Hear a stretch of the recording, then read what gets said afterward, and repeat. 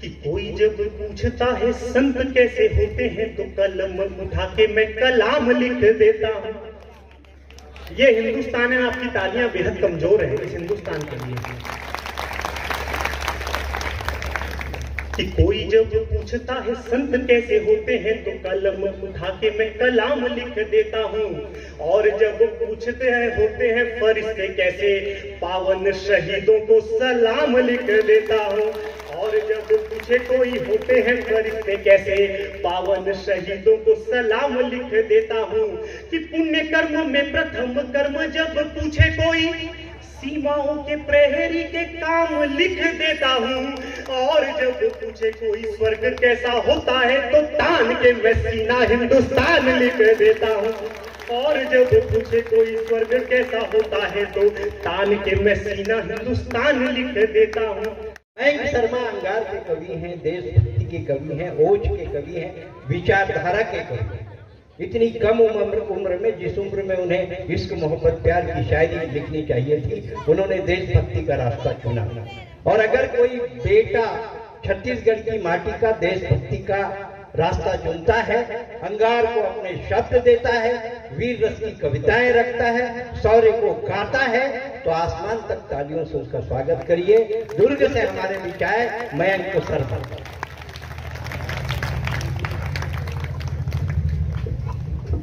मां शारदे को प्रणाम करता हूं, इस पवित्र मंच को प्रणाम करता हूं, भगवान परशुराम को प्रणाम करता हूं। मुझे ऐसी कोई गलतफहमी नहीं है कि आप मुझे सुनने आए हैं। जिस मंच पे छत्तीसगढ़ के टाइगर बैठे हों, वहां पर मैं ऐसी गलतफहमी कभी पालता नहीं। लेकिन अगर आदमी जब कभी चिड़ियाघर जाता है तो वो शेर देखने जाता है, लेकिन वहां खरगोश को भी देख के आ जाता है। तो बस मेरा बहुत छोटी देर रहूंगा। आदरणीय सुरेंद्र दुबे स्टारर, इस मूवी में मेरी छोटी सी भूमिका अगर आपके मन में मैं अंकित कर पाया तो मेरा सौभाग्य होगा। ऐसा सुनने में आता है कि छत्तीसगढ़ में वीर रस की सबसे अच्छी कविता रायपुर में सुनी जाती है। और अगर आपको लगता है कि शायद मैं सही कह रहा हूं तो एक बार थोड़ा सा आप अपने लिए ताली बजा लीजिए। कुछ देर के लिए मैं इस भूमि पर उस भारत को जीना चाहता हूं जिस भारत में गीता के श्लोक और कुरान की आयत से बढ़कर के राष्ट्रगीत राष्ट्रगान होता है। कुछ देर के लिए मैं इस भूमि पर उस भारत को जीना चाहता हूं जहां मजहब के झंडे से बढ़कर तिरंगा होता है। कुछ देर के लिए मैं इस भूमि पर उस भारत को जीना चाहता हूं जिस भारत में किसी नेता, अभिनेता, मंत्री, प्रधानमंत्री से बढ़कर के सीमाओं पर लड़ने वाले हमारे सैनिक होते हैं। अगर आपकी चेतना भी, आपकी ऊर्जा भी, आपकी विचारधारा भी उसी भारत का प्रतिनिधित्व करती है तो सिर्फ एक बार दोनों हाथ ऊपर उठाकर आगे से पीछे देखना मुझे तालियों से आदेशित करें। मैं 4 पंक्तियां पढ़ता हूं और पहली पंक्ति सौंपता हूं आपके ऊपर कि क्या है हिंदुस्तान। कि कोई जब पूछता है संत कैसे होते हैं तो कलम उठा के मैं कलाम लिख देता हूं। ये हिंदुस्तान है, आपकी तालियां बेहद कमजोर है इस हिंदुस्तान के लिए। कि कोई जब पूछता है संत कैसे होते हैं तो कलम उठा के मैं कलाम लिख देता हूँ। और जब पूछते हैं होते हैं फरिश्ते कैसे, पावन शहीदों को सलाम लिख देता हूँ। और जब पूछे कोई होते हैं फरिश्ते कैसे, पावन शहीदों को सलाम लिख देता हूँ। कि पुण्य कर्म में प्रथम कर्म जब पूछे कोई, सीमाओं के प्रहरी के काम लिख देता हूँ। और जब पूछे कोई स्वर्ग कैसा होता है तो तान के मैं सीना हिंदुस्तान लिख देता हूँ। और जब पूछे कोई स्वर्ग कैसा होता है तो तान के मैं सीना हिंदुस्तान लिख देता हूँ। मुझे खुशी है कि मैं 6वें वर्ष यहाँ पर आ पाया। भगवान परशुराम भगवान विष्णु के 6वें अवतार हैं और 6वें वर्ष में मुझे पुनः मौका मिला, ये मेरा एक सौभाग्य है। सुनिए आगे, मैं पिछले 7-8 वर्षों से कविता पढ़ रहा हूँ। 8-10 राज्यों की यात्रा मैंने की। वीर रस के नाम पे कभी मैंने पाकिस्तान के लिए कविता नहीं लिखी। मेरा ऐसा मानना है कि इस देश के बेटों की शौर्य गाथा गाने के लिए अगर पाकिस्तान की बैसाखियों की आवश्यकता पड़े तो ये हमारा दुर्भाग्य है। जब पाकिस्तान नहीं था तब भी इस देश के बेटे शूरवीर थे। आज पाकिस्तान है तो भी इस देश के बेटे शूरवीर हैं। और कल पाकिस्तान नहीं होगा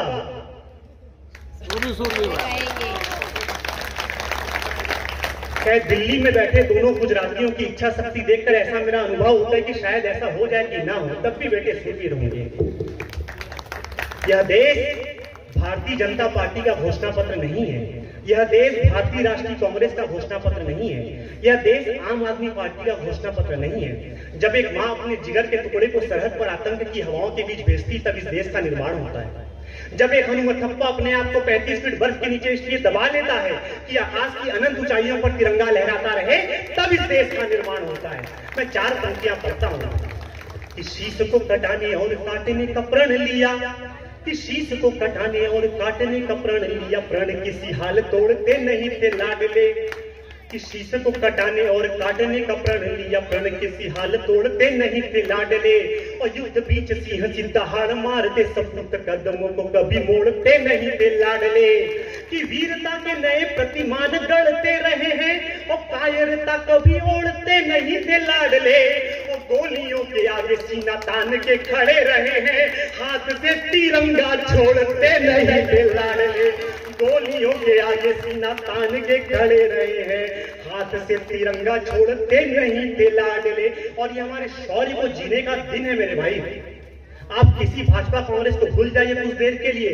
रूस और यूक्रेन का युद्ध चलता है, अमेरिका अपने बच्चों को नहीं निकाल पाता, चीन अपने बच्चों को नहीं निकाल पाता, लेकिन भारत के बच्चों को निकालने के लिए 6 घंटे गाड़ियां रुकी रहती है। और आप सिर्फ इसलिए कि इसकी तारीफ करने से मोदी को फायदा हो सकता है आप बचते हैं।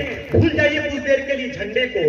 बरसती मौत की कोई गवाही छू नहीं पाई, उन्हें यमराज के कलमों की स्याही छू नहीं पाई। ये मंजर देखकर भारत का सीना हो गया चौड़ा, तिरंगा हाथ में था तो तबाही छू नहीं पाई। तिरंगा हाथ में था तो तिरंगा उससे बना है देश, वहां से बना है।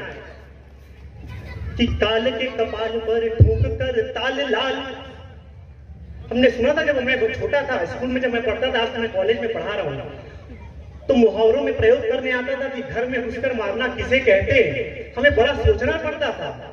और आज मेरे भाइयों, मेरे छोटे भाइयों, आपके पास एक उदाहरण है कि भारत माँ का बेटा अभिनंदन जाता है और घर में घुसकर मारकर आता है। ये उदाहरण है आपके सामने। मैं पढ़ता हूँ पंक्तियां कि काल के कपाल पर ठूंक कर ताल लाल, कि काल के कपाल पर ठूंक कर ताल लाल, शत्रुओं के शीश को उछाल कर आ गया। और टकटकी लगाए घुसपैठियों को मारकर सरहदों के संकटों को टाल कर आ गया।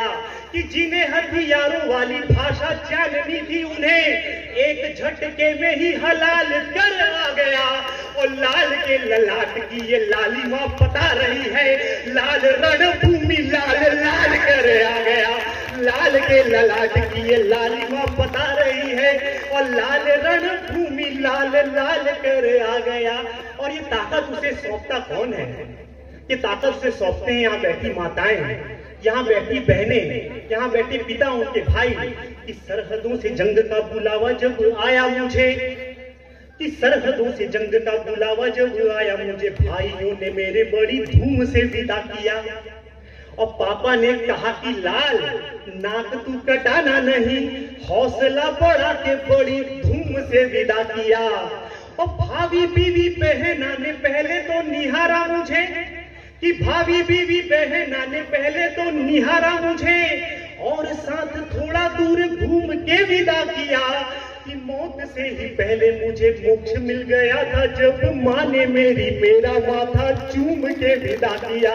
मौत से ही पहले मुझे मोक्ष मिल गया था, जब माँ ने मेरा माथा चूम के विदा किया।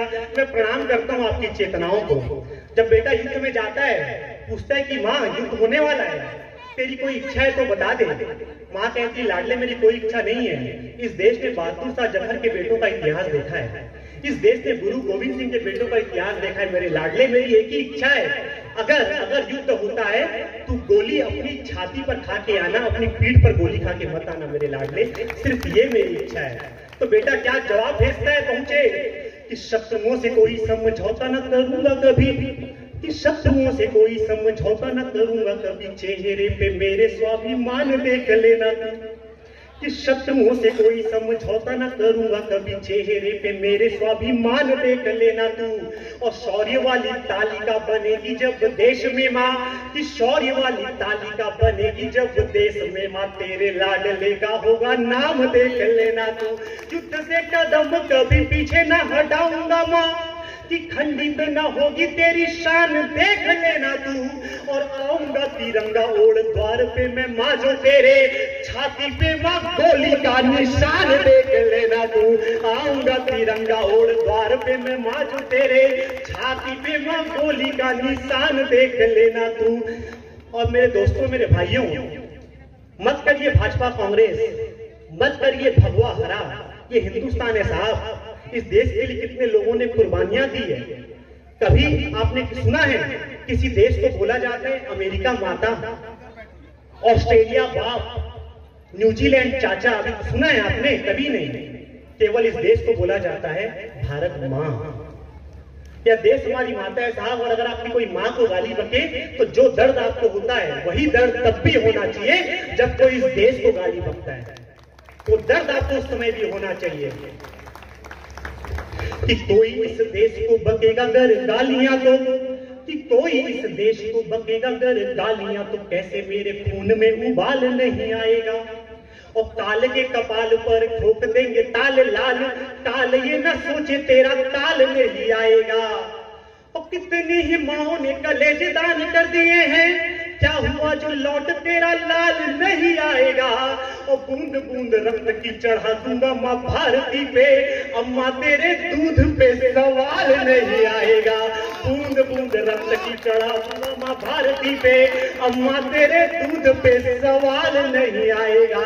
और बेटा, मेरी भी जब सैलरी आती है, आज मेरी सैलरी आई है, हालांकि मैं कॉलेज से सीधा यहाँ आ गया हूँ। जिस दिन सैलरी आती है वो अपने माँ बाप के लिए कुछ लेके जाते हैं। एक सैनिक क्या लेके जाता है कि सरहदों पे सर कटा के कहने लगा शहीद। मेरा मित्र रुपेन बैठा है, मेरे कुछ छात्र भी बैठे हुए, मैं सबको प्रणाम करता हूँ।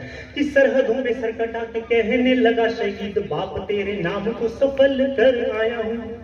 और बहना से कहने लगा राखी का भी मान रखा, और राखी वाले धागे को मंगल कर आया हूँ। कि दादाजी से कहने लगा खानदानी पूत हूँ मैं, और रक्त के निशान को प्रबल कर आया हूँ।